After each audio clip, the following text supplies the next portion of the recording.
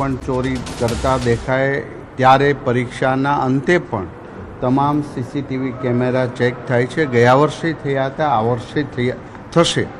આવી કોઈ પણ ઘટનાઓ ચલાવી લેવામાં આવશે નહીં, કારણ કે હોશિયાર વિદ્યાર્થીઓ મહેનત કરીને પરીક્ષા આપતા હોય ત્યારે એમને અન્યાય ન થાય એ પણ એક પરીક્ષા વ્યવસ્થાની જવાબદારીમાં આવે। તો હું આ જે વિડીયો આવ્યા છે એવા અનેક પ્રકારના કેન્દ્રો પર તમામ ચકાસણી થશે। દોષિતોને જે નિયમ પ્રમાણે એ ખમી શકે અને એને સુધારીને પાછા પ્રવાહમાં લાવી શકાય એવી રીતે એમને સજા કરીશું। તો બોર્ડ પરીક્ષામાં ચોરીના સીસીટીવી અંગે ખુલાસો। ડાકોરની ભવન ઇંગ્લિશ મીડિયમ સ્કૂલના સીસીટીવી છે। 1 માર્ચની ગણિતની પરીક્ષામાં ચોરી થયાનું ખુલ્યું છે। મીડિયા અહેવાલો બાદ શિક્ષણ વિભાગની તપાસ। વિડીયો ક્યાંથી વાયરલ થયા તે અંગે પણ તપાસ હાથ ધરાઈ। તપાસ બાદ ડાકોર પોલીસ મથકે ગુનો દાખલ થશે। બોર્ડ પરીક્ષામાં ચોરીના ફૂલ પ્રૂફ પ્લાનની પોલ ખુલી ગઈ છે। તો ખેડાના દ્રશ્યો છે। બોર્ડની પરીક્ષામાં ચોરીનો વિડીયો વાયરલ। ડાકોરના ભવંસ સ્કૂલમાં બોર્ડની પરીક્ષામાં ચોરીની ઘટના।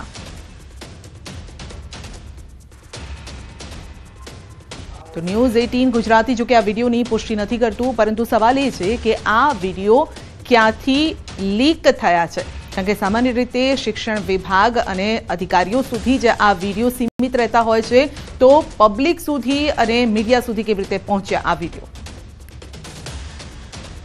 ની બોર્ડની પરીક્ષા હાલ ચાલી રહી છે। આજે છેલ્લું પેપર છે, તે પહેલા ખેડામાંથી વિવાદાસ્પદ વિડીયો સામે આવ્યો છે। મહત્વની વાત કરવામાં આવે તો એક સીસીટીવી ફૂટેજ વાયરલ થઈ છે, જેની અંદર ખુલ્લેઆમ પરીક્ષામાં સુપરવાઇઝરની હાજરીની અંદર એક ચિઠ્ઠી કાપણીની લેવડ દેવડ થઈ રહી છે। મહત્વની વાત કરવામાં આવે તો સમગ્ર મામલે જ્યારે જિલ્લા શિક્ષણ અધિકારીને ન્યૂઝ 18 ગુજરાત દ્વારા પૂછવાનો પ્રયત્ન કરવામાં આવ્યો ત્યારે તેમના દ્વારા જણાવ્યું કે આ જે વિડીયો છે તે ડાકોર ખાતે આવેલી ભવન સ્કૂલનો છે અને આ વિડીયોની અંદર હાલમાં તેઓ દ્વારા આ વિડીયો ક્યાંથી વાયરલ થયો, કોના દ્વારા વાયરલ કરવામાં આવ્યો તે સમગ્ર બાબતે તપાસ હાથ ધરવામાં આવી છે અને આવનાર સમયની અંદર ફોજદારી કેસ દાખલ પણ કરવામાં આવશે।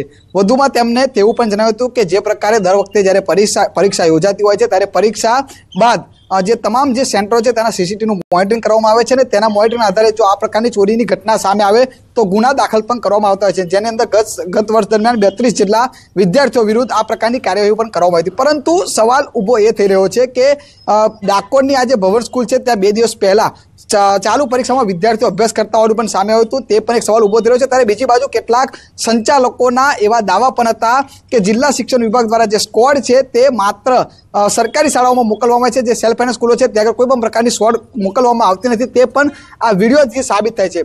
આ સમગ્ર બાબતે હવે કેવા પ્રકારની તપાસ કરવામાં આવે છે અને જિલ્લા શિક્ષણ અધિકારી દ્વારા મીડિયા સામે શું કાર્યવાહી કર્યાની વાત કરવામાં છે તે હવે જોવું રહ્યું છે। ઉમંગ પટેલ, ન્યૂઝ 18 ગુજરાતી, નડિયાદ, ખેડા। હોળી ધૂળેટીના તહેવારને લઈને એસટી વિભાગનું વિશેષ આયોજન છે। 10 થી 16 માર્ચ સુધી વધારાની 1200 બસો દોડાવાશે। 1200 એક્સ્ટ્રા બસોથી 7100 ટ્રીપોનું એક્સ્ટ્રા સંચાલન થશે। અમદાવાદ, રાજકોટ, અમરેલી, જૂનાગઢ, ભાવનગર અને ભુજ જેવા વિસ્તારમાંથી ગોધરા, દાહોદ, ઝાલોદ, છોટાઉદેપુર જેવા વિશેષ બસ દોડાવવામાં આવશે। ડાકોર, દ્વારકા સહિતના વિસ્તારો માટે પણ એક્સ્ટ્રા બસ દોડાવવામાં આવશે। ગત વર્ષે ગુજરાત એસટી દ્વારા 1000 જેટલી બસ દ્વારા 6500થી વધુ ટ્રીપોનું સંચાલન કર્યું હતું। સૌ માનવીઓ પોતાના પરિવાર જોડે આ હોળીનો તહેવાર બનાવી શકે તે માટે 1000 બસો થકી 6500 જેટલી ટ્રીપો એક્સ્ટ્રા વ્યવસ્થાઓ કરવામાં આવી છે। એ જ પ્રકારે 400 જેટલી બસો ખાસ કરીને ડાકોર રાજા રણછોડરાયજીના દર્શનાર્થે જે હજારો લાખોની સંખ્યામાં લોકો આ દિવસો દરમિયાન જતા હોય છે તે લોકો માટે બી 400 જેટલી બસો થકી કુલ 3000 ટ્રીપો એક્સ્ટ્રા કરવાનો નિર્ણય લીધો છે।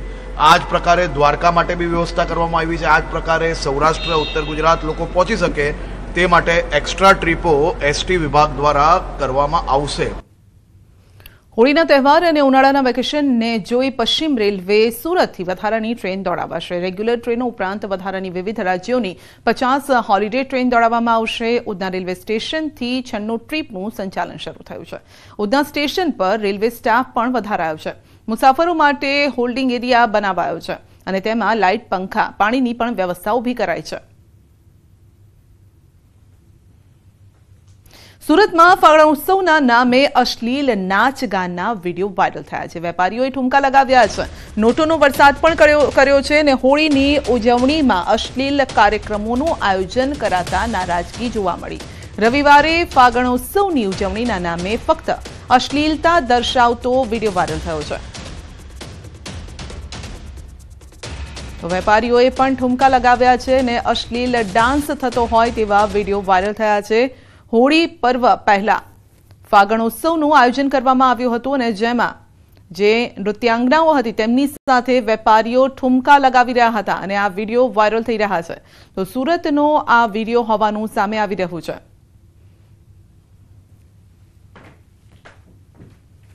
મહીસાગરમાં એસટી બસ ચાલકની બેદરકારીનો વિડીયો વાયરલ થયો છે। તો ડ્રાઈવર ચાલુ બસે ફોનનો ઉપયોગ કરતો નજરે પડ્યો છે। વડોદરાથી લુણાવાડા આવતી એસટીનો ચાલક મોબાઈલમાં વ્યસ્ત જોવા મળ્યો છે। ચાલુ બસે ફોનના ઉપયોગને લઈને મુસાફરોમાં પણ રોષ છે। તો બસમાં સવાર 45 મુસાફરોના જીવ તાળવે ચોંટ્યા છે। જાગૃત મુસાફરે એસટી ચાલકનો વિડીયો સોશિયલ મીડિયામાં વાયરલ કર્યો। એસટી વિભાગ દ્વારા કાર્યવાહી કરવા મુસાફરોની માંગ છે।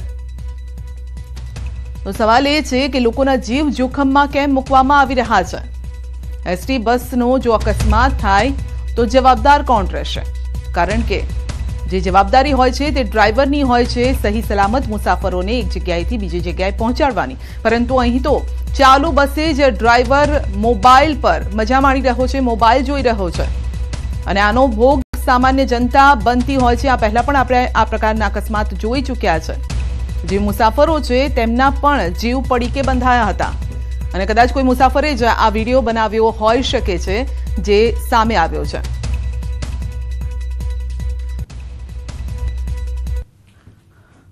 તો બેદરકારીની હદ કયા પ્રકારની છે તે આપ જોઈ લો। રાજકોટ અને મહીસાગરના આ દ્રશ્યો છે। ચાલુ બસે કઈ રીતે મોબાઈલમાં મસ્ત જોવા મળતા હોય છે ડ્રાઈવર, કંડક્ટર। આ પ્રકારે પહેલા પણ વિડીયો આવી ચૂક્યા છે અને ઘણી વખતે અકસ્માતનો ભોગ પણ બનતા હોય છે। ત્યારે ફરી એક વખત આ પ્રકારના દ્રશ્યો જે પોલ ખોલી રહ્યા છે, પરંતુ તંત્ર ક્યારે જાગશે? તંત્ર ફક્ત આવી ઘટનાઓ બને છે ત્યારે કોઈ સામાન્ય કાર્યવાહી કરી અને છૂટા કરી દેતા હોય છે અથવા તો સસ્પેન્ડ કરવામાં આવતા હોય છે, પરંતુ બાદમાં ફરી આ જ ડ્રાઈવર આ જ પ્રકારની હરકતો કરતા હોય છે। સુરતમાં પોલીસ કર્મીઓને લાગ્યું છે રીલ્સનું ઘેલું। ટ્રાફિક પોલીસ કર્મીને ફરજના બદલે રીલ્સમાં વધુ રસ છે। ટ્રાફિક પોલીસમાં ફરજ બજાવતા દિવ્યા મકવાણાના વિડીયો વાયરલ થયા છે। અગાઉ પોલીસ કર્મી નોકરી દરમિયાન રીલ્સ બનાવી ન શકે તેવા પરિપત્રો બહાર પડી ચૂક્યા છે। પોલીસ કર્મચારી પર કોઈ કાર્યવાહી થશે કે નહીં તે સવાલ પણ ઊભો થઈ રહ્યો છે। તો નોકરી દરમિયાન રીલ્સ ન બનાવવી આ પ્રકારની વાત પહેલા પણ સામે આવી ચૂકી છે। પોલીસ કર્મીઓને હવે રીલ્સનું ઘેલું લાગ્યું છે। તો વર્દીમાં હોય ત્યારે આ પ્રકારના તેઓ વિડીયો પણ બનાવતા હોય છે। અંબાજીમાં ગમફાર અકસ્માત, 7 ઘાયલ। ત્રિશુળિયા ઘાટ પર ટ્રક અને કાર વચ્ચે અકસ્માત સર્જાયો। ટ્રકની બ્રેક ફેલ થઈ જતા કારને ટક્કર મારી છે। તો કાર સાઈડમાં ગઈ અને ટ્રક પલટી ખાઈ ગઈ। કારમાં સવાર હતા 5 લોકો, તો ટ્રકમાં સવાર 2 લોકો ઘાયલ થયા છે। तो त्रिशूलिया घाट पासे अकस्मात सर्जायो है। बाबूजी पता ही नहीं लगा, ब्रेक ही फेल हो गया। जहाँ पे पंजाब से आ रहे थे, जहाँ से 40-50 किलोमीटर आगे है जी, जहाँ खाली करना था। नो एंट्री पॉइंट पर रोकवा जता ट्रक चढ़ावी दीधी। अमदावादना साणंदमां होमगार्ड जवाननी हत्या। ट्रक चालके होमगार्ड जवानने कचड़ीने हत्या करी है। पोलीसे ट्रक चालकनी धरपकड़ करी है। जगदीशभाई नामना होमगार्ड जवाननुं मौत थयुं छे। ट्रक ड्राइवर विरुद्ध हत्यानो गुनो नोंधीने तपास हाथ धराई है।